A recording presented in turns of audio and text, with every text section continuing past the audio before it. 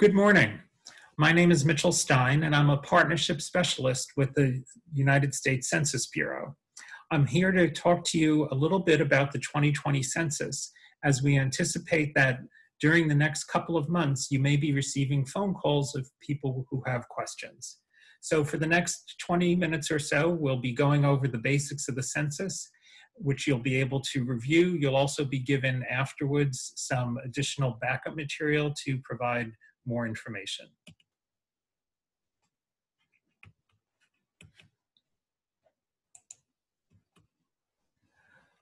Let me start off by saying that the U.S. Census Bureau is the largest statistical agency in the U.S.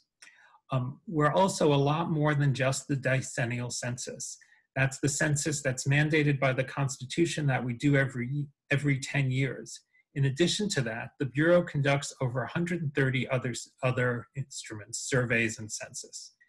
One of the reasons that's important is as we talk about the logistics of the 2020 census, you'll want to know that some people may be referring to a different instrument, and we'll discuss that in a little more detail as we get going.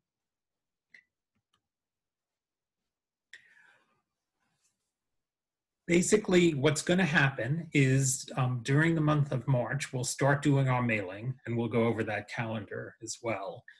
And people will be invited to join the decennial census. Then, at the beginning of May, if you have not yet responded, we'll start sending field people to the door. That's called field follow-up. And that's when we expect you'll be getting the bulk of the questions, people wondering what's happening, why are these people going from door to door, are these people legitimate? So that's the general outline. Already in the fall of last year of 2019, we did what's called address canvassing, where we had Census Bureau employees going around in neighborhoods making sure that our mailing file was correct and up to date. That part is closed. And now we're waiting on the general mailing. Our watchwords for this decennial census is the census is safe, easy, and important. And as background for you, we're going to talk a little bit about those three aspects of the census. It's very important to understand that the census is actually mandated by law. In fact, it's the 6th sentence in the Constitution, which says that every 10 years, the government has to count the population. Those results are used in a variety of ways. The two most important ways that those results are used is to apportion the House of Representatives. Maine has 2 men in the House of Congress people in the House of Representatives.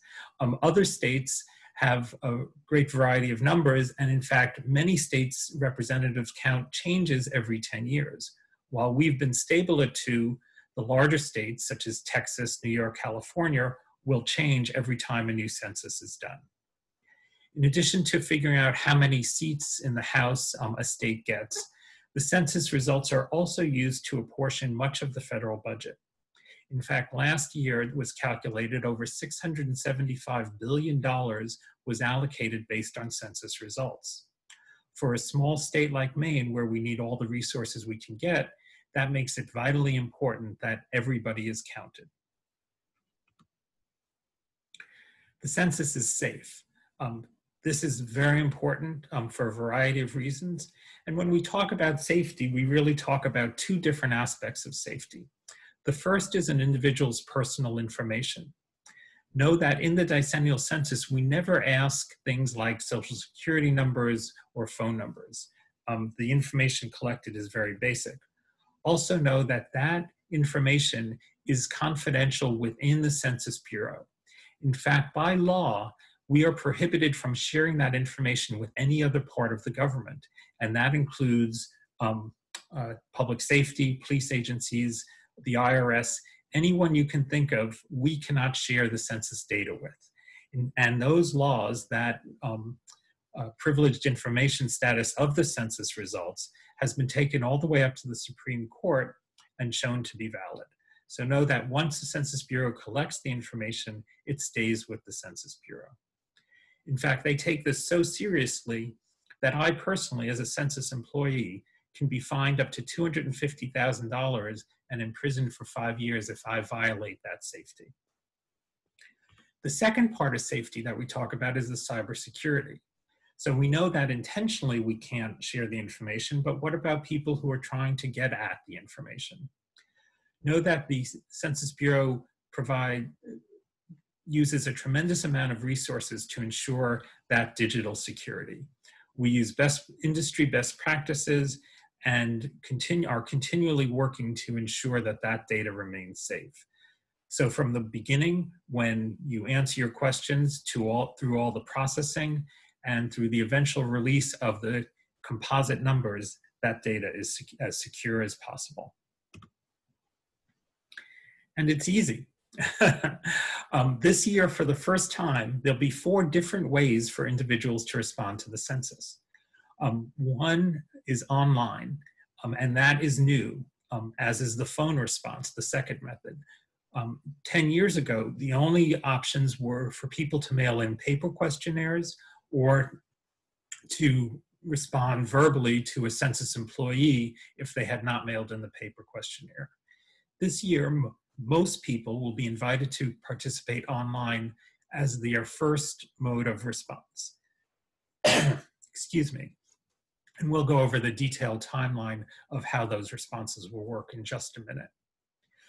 In addition to many different ways to respond, the information collected is fairly basic. We ask for name, age, date of birth, race and origin, Hispanic origin, relationship of the people within the residence, gender, and a few operational questions. And that is it.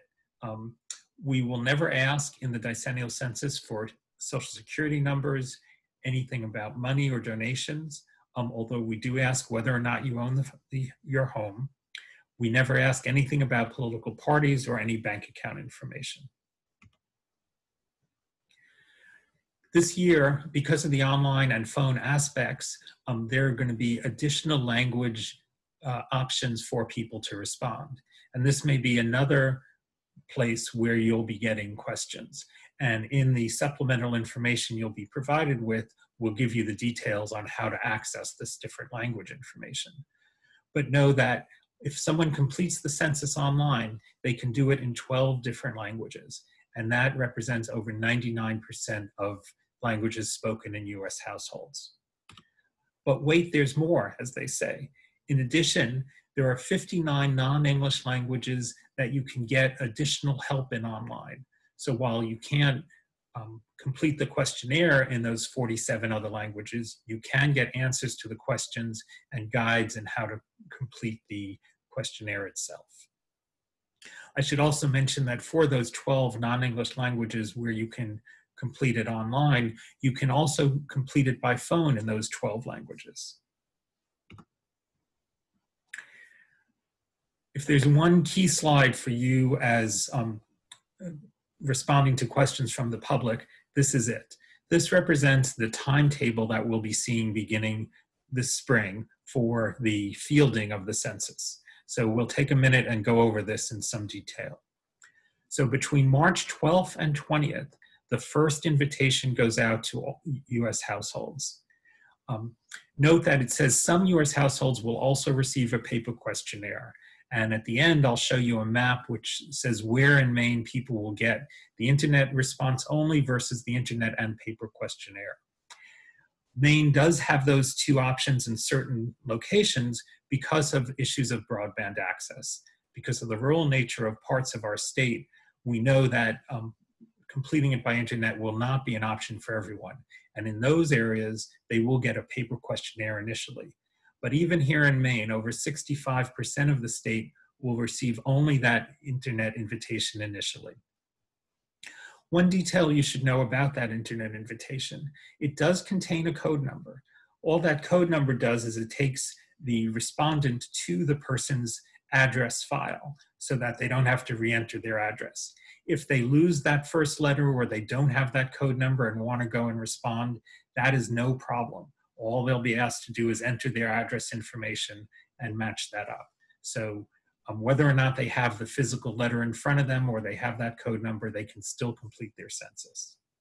So that's the first request. Then about a week later, they'll get a reminder letter. And of course, you'll see ranges of dates here as these things are phased so that everyone in the country doesn't get it on the same day. We don't quite want to tax our systems to that extent. After those two initial letters, there'll be a third reminder postcard. And know that if they have responded over the internet or by phone, we will be doing our best so that they don't get these reminders. The files will be updated on a daily basis so that only those who we know have not yet responded will receive these reminders.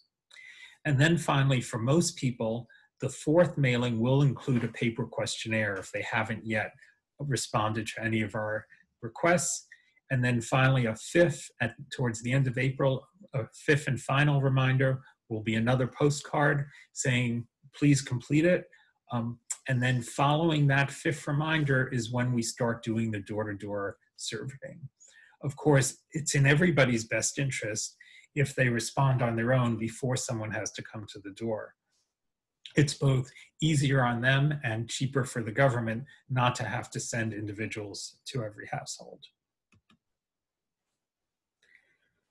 So again, bottom line is census is safe, easy, and important. And I will mention in passing that we're still looking to hire people for those census jobs. And here in Maine, those part-time positions to go door to door pay $20 an hour. So if you know anyone looking to earn a little extra money or have a part-time job during the spring, please let them know. And the address is right in front of you, 2020census.gov/jobs. So the key milestones, and we've talked about some of these, excuse me. Towards the end of last year, we were building awareness in several different ways, including talking to schools. In January last month, our advertising campaign began in earnest. In March, as we went over, the initial mailings will begin. We'll also be doing what's called a group quarters count. Group quarters are places like college dorms, nursing homes, places where people live in groups. See, very simple. And those are counted differently. We work with the administration of those facilities to get those counts. Then April 1st is the official census day. That used to be a lot more important, but today it is a symbol of when the census is done. With respect to people who live in multiple locations and where they fill out their census, we ask people to complete the census based on where they spend most of the time. But there are some people who, for a variety of reasons, can't come up with that response. And so we say, well, if in doubt, tell us where you are on April 1st and go by that as your official residence. Then, as I mentioned, beginning in May, we'll be going door to door. And those door-to-door inquiries have to end by the end of July. The census by law is on a very tight timeline. So May, June, and July will go door to door, and then we have to start tabulating because the results need to be delivered to the president for the apportionment of the House of Representatives by December 31st of this year. So again, very briefly, we started with education, letting people know what's coming. We're now heavily into the awareness phase, reminding people we're getting close and telling them the importance of the census.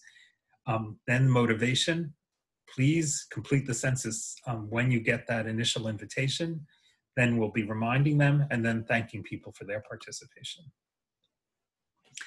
I'll just mention this in passing. The Census Bureau strives to be a two-way street. We collect this information for certain purposes for the government, but also for the public. And that data is available to everyone in a variety of formats. The slides talks a little bit about that, but the bottom line is if people ask about being able to access the information they're completing, that is possible in the aggregate level once the results are released, and that's through our website, census.gov. And of course, as with every other organization these days, we're out on social media reminding people about what we're doing. my contact information, again, I'm Mitchell Stein. You can talk on in your office to your supervisor if you have questions, or if there's something urgent, you want to reach out to me directly, there is my information and additional information to contact the Bureau in general. I want to take just a few more minutes to go over some of the specifics that I referred to in a little more detail. And these pieces we're going to look at now, some of them will be in your follow-up packet. So security is an issue, and sadly, whenever large undertakings happen, people who want to take advantage tend to follow those undertakings. So there will inevitably and sadly be fraud going on when we are in the field. And that's why we stress that for the 2020 census, we are not asking any financial information. We're never asking you your social security number. If people call saying someone's asking me this, know that that is a problem, that those people are not legitimate Census Bureau workers and they're trying to take advantage. Also, with respect to fraud, we try to keep the process of the in-person follow-up as safe as possible. Know that a Census Bureau worker will never ask to go into the house. They are trained to stay at the door and to ask the questions there. Of course, the respondent may invite them in if they feel comfortable, but they will never ask to enter the home. They will always have a ID badge with them that contains their photograph. And here you'll see the number to confirm, to speak to a Census Bureau representative if there are questions about someone coming to your door. We do ask that people report attempts at fraud and abuse. And of course, if there's any safety situation, please dial 911. Know that all local police and the state police receive frequent updates from the Census Bureau on our activities, and they are prompted to know that we'll be in the field and with our legitimate purposes and know the issues of fraud going on at the same time. Sadly, in addition to people taking advantage, there are people who like to gum up the works, and so we worry about rumors. You may or may not have been aware there was some political issues earlier at the end of last year regarding the 2020 census. Those have been laid to rest. The Supreme Court ruled, and there are no controversial questions in this year's instrument. But again, people may hear things that just are not true. At rumors.census.gov, we try to do an FAQ to show what is and isn't true. I mentioned that we're going to do our best to avoid bothering people if they've already completed the census. And in fact, because of the internet and phone options, people will be able to look at maps and see by town and census tract how the responses are going. And there's the address for people to take a look. This next slide, if you bear with me, I'm going to just flip over to a larger version. This talks about what people will receive initially. So obviously here we're concerned about Maine, and so here's the map of Maine. Those light purple areas are what I mentioned during the presentation. Those are called Internet First mailings, and those will be done in English. That's what the light purple specifies. As I said, here in Maine, that represents over 65% of the households. The next most common method that we'll ask people here in Maine is Internet Choice, where they will get both the paper questionnaire and the option to respond online. And that's the next largest group. That's almost 20% of the state. And if you look at the map, you can see those are the more rural areas where there may be internet access issues. Next in Maine is the yellow areas. And those are hand-delivered packets called Update and Leave. Those are even more rural than the light green areas. And in those cases, they won't receive an invitation in the mail. A Census Bureau worker will actually go to the door and leave the packet with them, which will include the paper questionnaire. And finally, that blue area, while it represents a large part geographically of the state, is a tiny percent of the population of only 0.4%. that is a counted in person area. And there are only 2 states in the union that have that, Maine and Alaska. And what that means is that workers will go to those locations and count. They won't even try to leave packets because of the remoteness of those locations. The next thing I want to do is just very briefly show you what these questionnaires and requests will look like. So here's a sample copy of the letter. And again, this is the letter that will go to 65%. And you'll have a PDF of these slides and presentation for you to take a look at. So the letter, as I said, will include an ID number, but they won't need that ID number to complete the survey. And this is the mail questionnaire. Again, you'll have a copy to review. It's 8 pages. The only reason it's so long is we do ask the same questions about everyone in the household. So person 1, person 2, and so forth.